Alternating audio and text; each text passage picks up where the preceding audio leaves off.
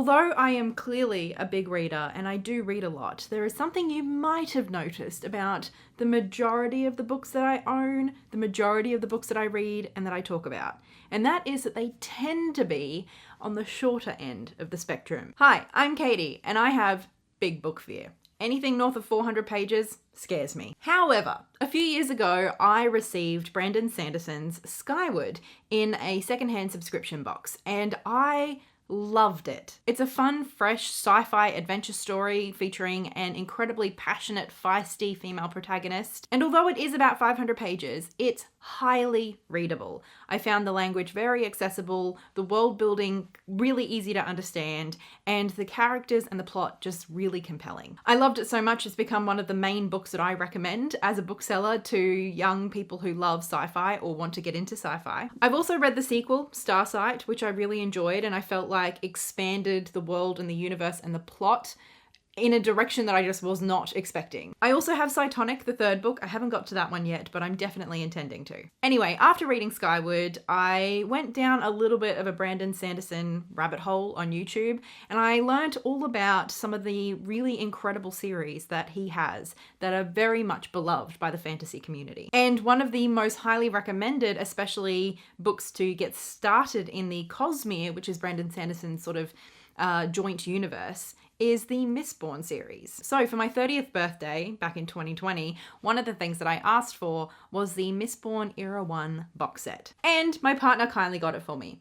However, this thing has been sitting on my shelf for 18 months. Untouched, unread. Because although I may have challenged my big book fear with Brandon's 500-page YA books, jumping from those into his 600+ page per book adult fantasy series, 6 books in that series so far, was still pretty intimidating. All of that to say is I've decided that now is the time to dive into Mistborn Era 1, starting of course with the Final Empire. And I'm going to take you along with the journey in this reading vlog. So let's get started. So this video is going to contain me discussing my thoughts about the plot, so I will be talking about some things that some people will consider spoilers. I'm not going to intentionally spoil the whole book for you, but if you don't want to know anything about this book, then this video is not for you. And equally, if you're looking for a thorough dissection of the book, also not for you. This is my first read through and I am reading through this for entertainment and for fun. I will be relaying what I learn as best I can, but I'm not like some expert on the Cosmere or Brandon Sanderson. But anyway, let's dive into where I'm at and what I'm thinking. Okay, firstly, I thought I was going to update you a lot more often than I clearly will be, because I've already read quite a bit. I was planning on updating you after each part, but I've read up to part 3. Like I've finished part 2. So I have read 261 pages, which is pretty good. I mean, most of the books that I read are 261 pages. We still have a lot to go though. Anyway, I suppose the reason I haven't updated you more is because this is just really readable. I guess that would be the best way to describe it so far. Although it does have some like darker moments, it's the vibe is fun. It's fun and it's just quite pacey, not in like a whirlwind kind of way, just in a really solid, good momentum kind of way. And I just haven't really wanted to put it down. Anyway, so basically so far we've gotten to know, I'd say the 2 main characters are Vin and Kelsea. Vin is a young woman, a teenage girl who has grown up very poor, mostly just following her brother who was abusive to her. And at the time we meet her, she's sort of working for, although it doesn't seem like it's very mutually beneficial in a lot of ways, she's working for this kind of underground group of thieves and thugs. Her situation is pretty dire, although we're also sort of given the picture that it could be a whole lot worse. The thing that's sort of keeping Vin alive is both her sort of savvy and instincts and ability to sort of, I don't know, like connect herself to people in power and like not get in their way, but also seem at least slightly valuable to them. That's sort of like the way that she's kept herself alive and fed, I guess. And the leader of this kind of group, this underground thug thief group, Cayman, I think is how you say his name. He seems to not really like Vin, but also recognize, well, he calls her his lucky charm. And so he likes to have her with him when he's in like negotiating meetings or when he's dealing with difficult people. And we do get a sense that Vin might have a little bit of a magic power of some kind. She calls it her luck with a capital L. And she says that, you know, if she's noticing someone being particularly hostile to Cayman's negotiations, or even if she's on her own and someone is threatening her, she has this ability to soften them, make them a little bit more amiable, more likely to go along with the negotiations, less likely to hurt her. And the world that we're introduced to, the world that this is all happening in, is a really harsh one. Basically, from what I can tell, the setup was 1,000 years ago, there was a war or a battle between like the Chosen One and the Dark Lord, and the Dark Lord won. And so the last empire has been his reign for the last 1,000 years. Ash falls from the sky by day, and at night there is mists everywhere. There's also a very clear and distinct caste system.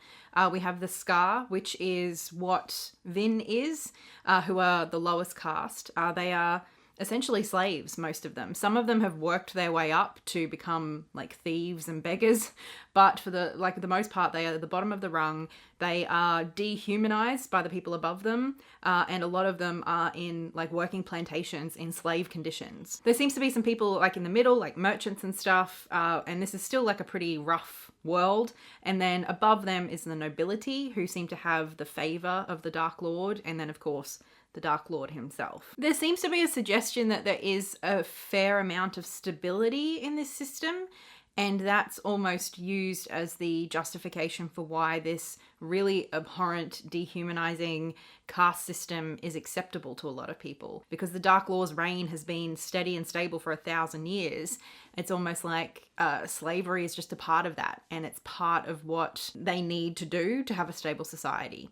And so a lot of people seem to have just detached from any possibility of revolution, of change.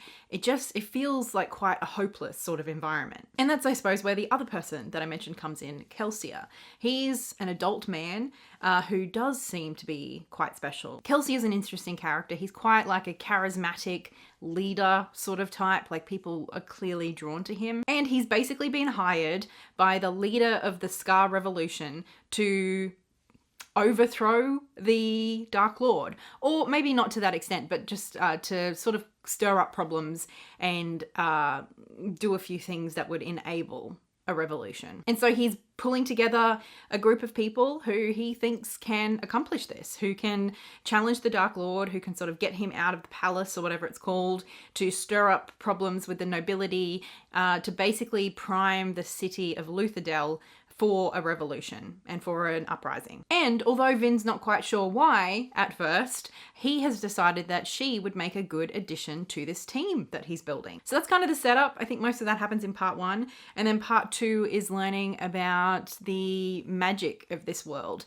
of mistings and Mistborns. Spoilers, I guess, but both Kelsea and Vin, it turns out, are Mistborns. And Mistborns are quite rare in this world, so it's a pretty big deal. Quite a lot of people have a kind of power, it seems. Not everybody, but many people do.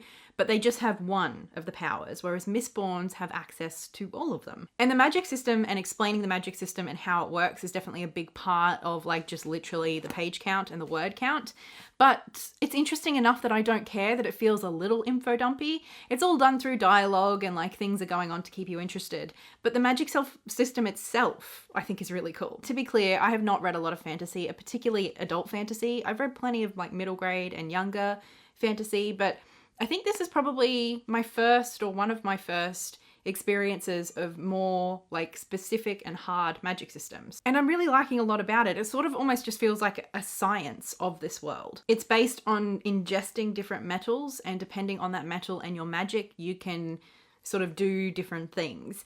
All of them are very specific, and you can only do it while you have access to that metal, which explains why Vin could do a little bit of magic sometimes back before she met Kelsea, because, just through environmental factors, she might be ingesting a little bit of metal. But now that she's learning about it and she knows how to make it happen, she can ingest particular metals, and also practicing and learning through Kelsea, she's proving to become quite a talented and skillful Mistborn. So I'm really enjoying that element of it and learning more about the different kinds of metals or skills or magics. I don't know the terminology. And I'm really enjoying the character of Vin. Kelsea is fine. He's a bit of like an arrogant kind of guy. I mean, he's a good guy, but I don't know. I just feel like I've read the Kelsea type character quite a lot.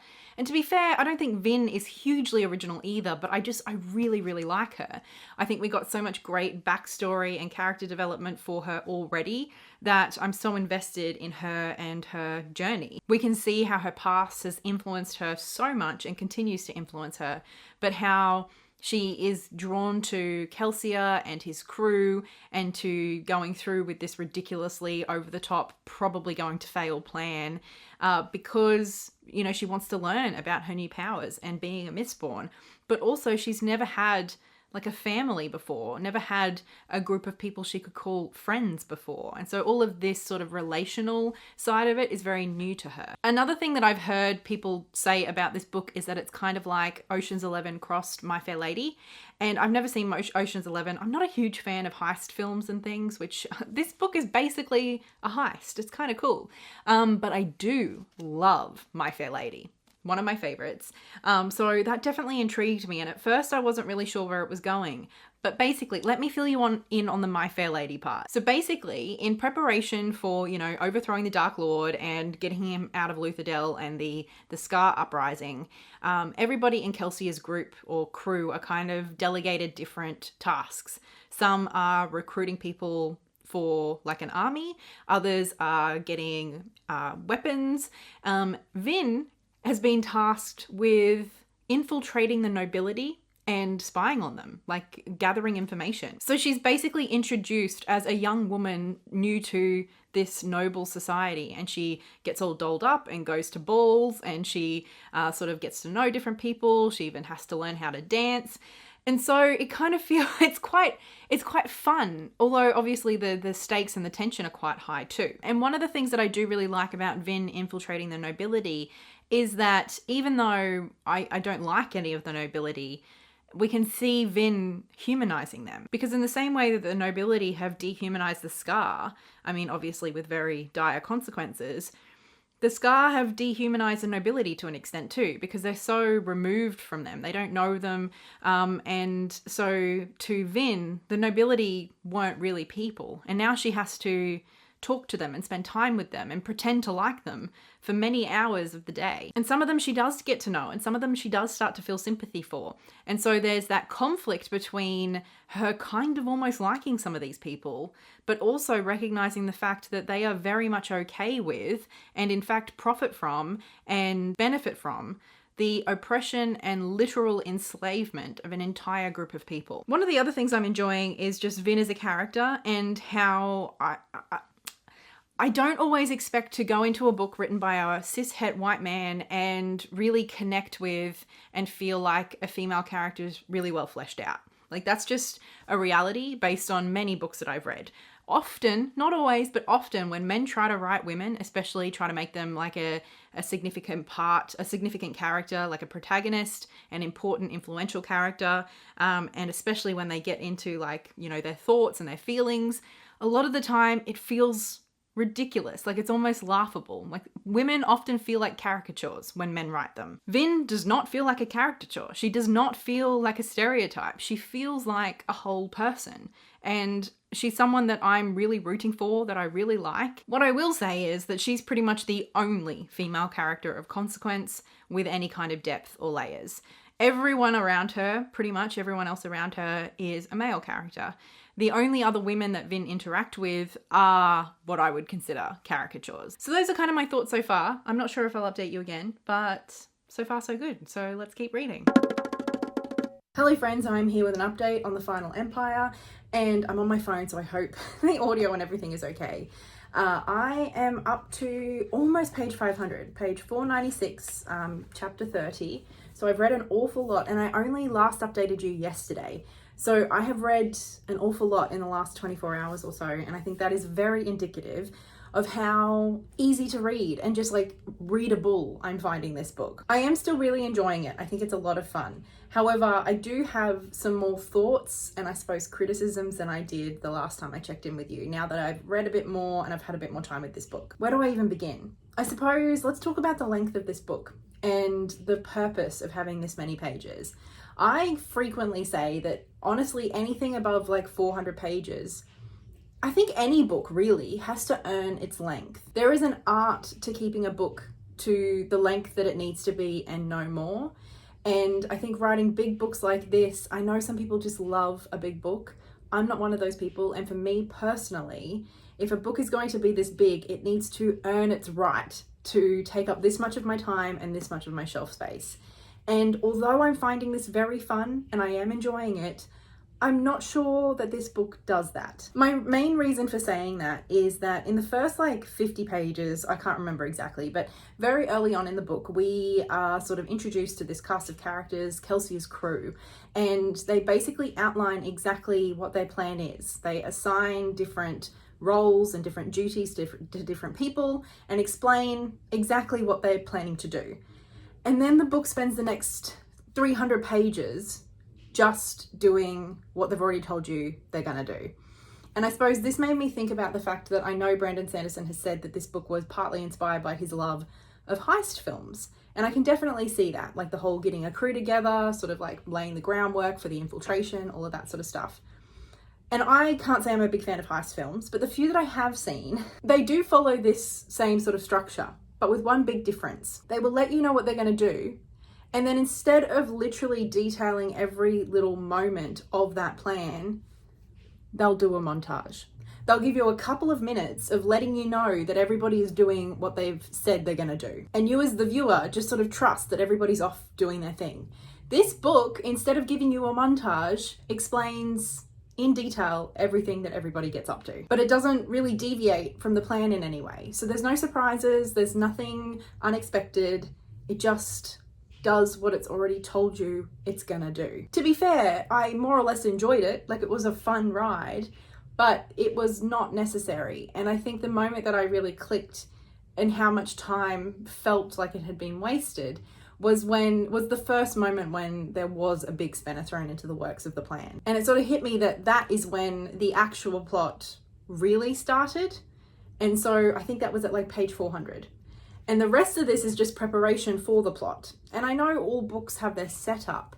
I just felt like this was a lot too much setup and not enough of the actual story. The other thing is, the more and more I read of this, the more surprised I am that this has been marketed as an adult fantasy novel. This does not read adult fantasy. It does not read adult in any sense of the word to me. And although I do still quite like Vin, I'm just noticing more and more how the story keeps telling us how well she is doing, like pretending to be a noblewoman, pretending like to infiltrate the nobility and to spy on them and learn stuff.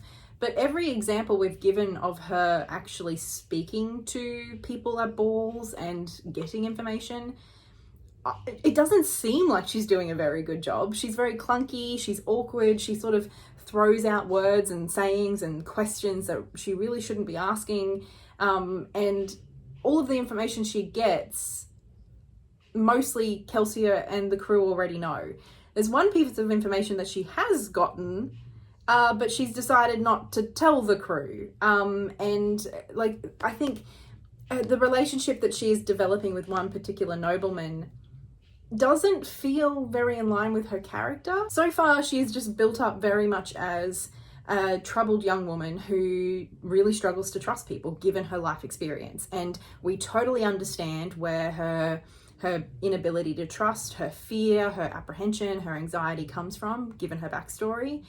But literally the minute she meets this nobleman, all of a sudden he's a bit quirky and she decides that he's worth trusting. And I don't know, like it doesn't really feel in line with the Vin I thought I was getting to know in the pages. I sound like I'm being super negative, and I suppose what I've realized is that this to me feels like my guilty pleasure TV show that I sit down and binge watch and I have a great time doing it. It's colorful, it's fun, it's fast paced. But the minute that I sort of press pause or it's over and I reflect on my experience, you know, the plot holes, the sort of like the not so stellar characterizations, the motivations and like the limitations and the gaps really start to show. It's fun until you start to question it or critique it in any way, and then it all kind of starts to fall apart a little bit. That's how I feel about this. It is super fun to read. It really, really is. And that is evidenced by how quickly I'm getting through it. And I am enjoying it. I suppose it's just hard not to think about the level of hype, and not even just like that people love it, but that people put this really up on a pedestal of being something very, very special. And I don't know that I see it. Even in terms of the plot, it all feels very, I don't know, generic standard formula kind of fantasy stuff. Not to say that there's anything wrong with that. I just don't know that it's anything particularly special. I think the most interesting thing about this is the way in which Brandon Sanderson has chosen to write, like literally the language that he's chosen to use. We will all know that in fantasy, it's so common to have it's almost like a cliche, like the high, flowery, overly descriptive, like very, very detailed language. Brandon Sanderson doesn't write like that. And I'm really appreciating that choice, because as someone who is kind of intimidated by fantasy, and especially big books, like that is the reason that I felt like I could read this. And I think that is the most interesting, revolutionary part of this book. Is not the story, is not the characters, is not the plot, is not even the ideas. Maybe the magic system. I don't know. I haven't read enough fantasy to make that call, but like the magic system does seem interesting to me. But it's the writing and the choice to have clear, simple writing. The thing that I'm probably finding the most interesting in terms of the plot is not the actual plot, like the narrative, the main narrative with Vin and Kelsea.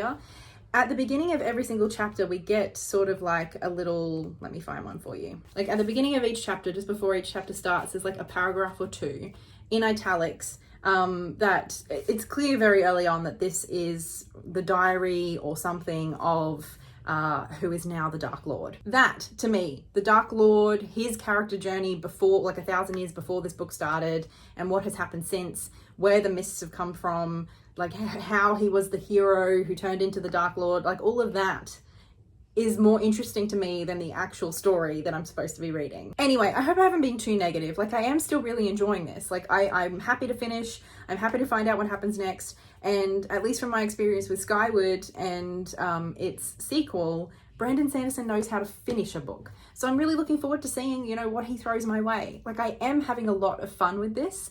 I just don't think it's, I don't know, something revolutionary and special. To me, this is a light, fun fantasy read. It's great entertainment. And a book doesn't have to be anything more than that. I suppose I'm just more commenting on the commentary around this book. That is what is confusing me more than anything. But I'm having a good time. So I will let you know what I think of it when I get to the end.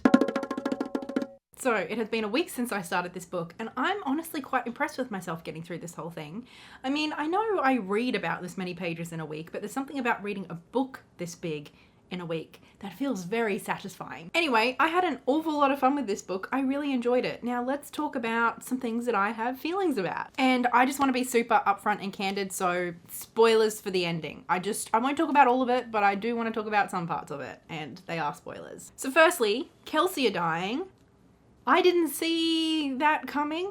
I sort of thought he was gonna get himself killed maybe towards the end, and I suppose it was kind of towards the end, but it came sooner than I was expecting. And honestly, throughout the book, just like so many of the characters, I was finding it very off-putting how Kelsea was sort of putting himself up on some pedestal to be worshipped and adored. Like I understood his motivation behind it, like how he was explaining why he was doing what he was doing, but it still made me feel uncomfortable, just like many of the other crew members did. But then to see how clearly he'd planned everything right from the beginning, and how he had always intended to martyr himself, it was a pretty impactful moment. I'm still not sure that I love the idea of a revolution sort of centering around one person and one person sort of becoming a martyr.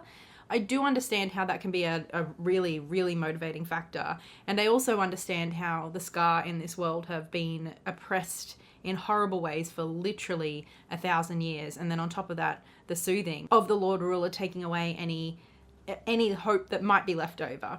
Like, I understand that this is a very dire situation. I just don't always love the idea of a revolution like this centering around one character, because I think, I don't know, it just falls apart so quickly. And I think that is a lot of what we're going to see in the future books, I think, or I hope at least, is sort of like what happens after the revolution has succeeded, what happens after the revolution has overthrown their oppressor. Like sort of organizing themselves and creating a new society. Like that can be an especially challenging thing. I think it's always challenging, but especially when the revolution is centered around one person who is dead. So a very impactful moment, and especially because I didn't love Kelsea. Like I didn't hate him, but he wasn't my favorite character. I did feel like he was a little bit stereotypical, and I wasn't really looking forward to reading more books about him. So I am glad, or with him as a main character. So I'm kind of glad he's dead in that sense for me continuing on with the series. And the way that he went out, I think, was really powerful. The Lord Ruler, I had put 2 and 2 together quite a while ago about the, how do you say it? Faruchemist? I sort of figured that his power had something to do with allomancy and Faruchemy. I don't know how to say it, but I'd sort of put those two things together back when Vin was talking to Sazed. All of these words, I don't know how to pronounce any of them. When she was talking to him about his people and his powers, and the question was sort of, you know, can allomancers use Faruchemist metals in the same way? Like, I don't know, I just was like, oh, so the Lord Ruler has something to do with those two things coming together in him.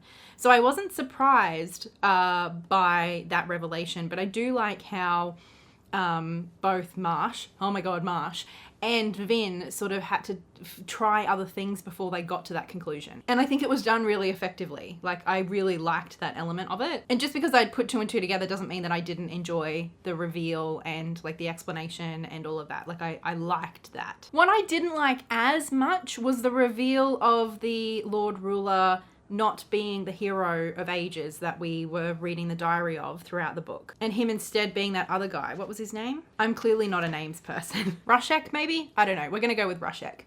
I didn't love that reveal. Not because I didn't like how it sort of interweaved like the allomancy and the Faruchemy and all of that sort of stuff, but primarily because, as I mentioned in the last clip, the journey of the hero of ages to becoming the Dark Lord was my favorite part of this book. I found that so interesting, and I was so looking forward to seeing what it was that made him turn. Or I was thinking that maybe he wasn't actually bad, but the mists or whatever he had to go up against had sort of, I don't know, like made him a puppet. That's another sort of thing that I thought might be happening. But for it to just be that it was a bad guy all along who just happened to sort of like kill off the hero before the hero got to win, I don't know. To me, that wasn't as compelling as watching a hero who had so much burden on his shoulders, I don't know, not live up to the expectations that he had for himself and that other people had for him. So I was a little bit disappointed by that. Like, obviously it was kind of shocking and interesting, but it wasn't as compelling for me in terms of like a character arc and a character journey. And the romance. I do quite like Vin and Elend. I liked their banter and watching them sort of chat at the balls. I do feel like it's developed into like true love quite quickly, but to be fair, she is only 17. And love be like that when you're a teenager. I think one of the things that I didn't like so much about the discussion of the Scar and the enslavement of them and the nobility was the idea that the nobles really truly didn't understand that the Scar were just people. I don't know, to me that felt like a bit of a cop-out in terms of the oppression. I think it's pretty clear that some nobility just don't care. But for people like Elend who sort of think that maybe what the nobility is doing is maybe a little bit bad, and it's only when he gets to know a Scar in Vin that he's like, but they're real people, they're just like us. All of my worldview is suddenly turned upside down. I don't know, it was a bit too clean, I suppose. Although I did really enjoy, there was a moment with him where he sort of was dismissive of something about Vin. I can't remember what it was exactly, but he sort of had to remind himself, like, no, Scar are people. Like, I know Vin, she's a Scar, she's clever, she's intelligent, and he had to challenge those biases within him. I suppose I would have just liked to seen that turn up a little bit, like turned up to the next notch. Anyway, all of that to say is everything that I said in the last clip of my criticisms of this, I still think are valid. Like, I haven't changed my mind on those things. It's just at the end of the day, it was a really fun read and I enjoyed an awful lot about it. I think, like I said at the end of the last clip, To me, this is not some incredible piece, like masterpiece of fantasy. To me, this is just a really fun, well executed, light fantasy. Like, that's how it feels to me. And when I say light, I don't mean in terms of like it doesn't have substance. I just mean it wasn't overly convoluted, it wasn't complex, it wasn't overly dark, although there are certainly dark elements. It just is so easy to read, so fun to read, even when there are heavy things going on. It's really good entertainment. It's really good value. And I have surprised myself by wanting to immediately pick up the next book. I thought I was sort of going to get through this, and I've heard that it does, end quite well. So, was I even going to want to bother with the next two? I do. And I had to hold myself back from starting the next one immediately. Especially with those final words from the Lord Ruler, sort of looking up at Vin and being like, you have no idea what you've done and what I do for humanity. You've doomed yourself. I had a feeling that he had something to do with the mists and that once he died, things would get worse. Both in terms of a power vacuum, but then also there seems to be something with the mists. That maybe he's controlling, or I don't know. All of that I will have to find out in the next book, obviously. But I was expecting something like that to happen. But the way it happened and the way that he said it, I am desperate to read book 2. This definitely did close out the story arc of what was presented in this book. So it can be read alone. But just that little breadcrumb of but aren't you interested enough to follow me into book 2? Yes, you are. Let's go. One thing I was surprised about was just how much religion, belief, and faith was a huge theme throughout this book. From what I know, Brandon Sanderson is a religious man, so I'm not surprised in that sense. I suppose I just wasn't expecting it. I haven't heard that element of it spoken about so much in what I have heard people talking about this book. I just thought it was a really interesting exploration of what belief is, how it motivates people, and what we believe in. Do we believe in men? Do we believe in men with great power? Do we believe in stories? And how all of these things affect people. I don't know, I found that exploration really interesting. One of my other favorite moments was when Vin basically had a go at Kelsea and the rest of his crew, reminding them that although they are maybe ethnically Scar, is that the right way of saying it? They do not live like Scar, and they are very disconnected from the everyday reality of the majority of Scar, and especially of women and children, as Vin has experienced growing up, and the threat of the men around her and never knowing where her next meal was coming from and being scared of being raped and all of that sort of stuff. I feel like that was a very powerful moment, and I was almost mad that she apologized after the fact. I know it was fairly harsh the way that she said it all, but I mean, girl just said what I was thinking, so I loved that moment. Also, the revelation of Vin's brother never having actually betrayed her broke my little heart. That was such an impactful moment, not just because it was so sad to find out what had happened to him and that he had died literally resisting torture to save her, but also just sort of unraveling all of the distrust and all of the walls that Vin has put up and she thought were so justified. And her memory of her brother, although maybe he was a challenging person in her life and maybe not the most loving person, he still cared for her. And so many of the choices Vin has made is based on the idea that he betrayed her and so everybody else will. And so, I don't know, I just really loved seeing that sort of open up this wound in a new way, which made her sort of have to completely rethink the way that she's going about relationships. And I thought that was an amazing reveal and moment. I think the only thing I was a little bit confused by was the resurrection of Marsh, I suppose. I don't really understand the scene that Vin and Kelsea found when they assumed that he was dead. Looking back on it now, knowing that he is not. I suppose at first I was like, oh, so he faked his death, but then I didn't understand why he would need to do that. And then is the scene that they found with body parts and blood everywhere and enough to know that it was him, to identify the body, was that part of the ritual or however he had to become an Inquisitor? Was that? I don't know. I was a little bit baffled by that, and it did feel a little bit cheap, but I think that's because I didn't really, I don't know. That was the only thing that I was like, oh, okay. We've got a resurrection, why not? And honestly, there was one point when Vin was sort of struggling against the Inquisitor before Marsh came back that I thought he was going to try and make her an Inquisitor. Until then, it turned out that they are actually like absolute like Nazis in terms of their pure blood ideology. And so she was just trash in their eyes despite being so powerful.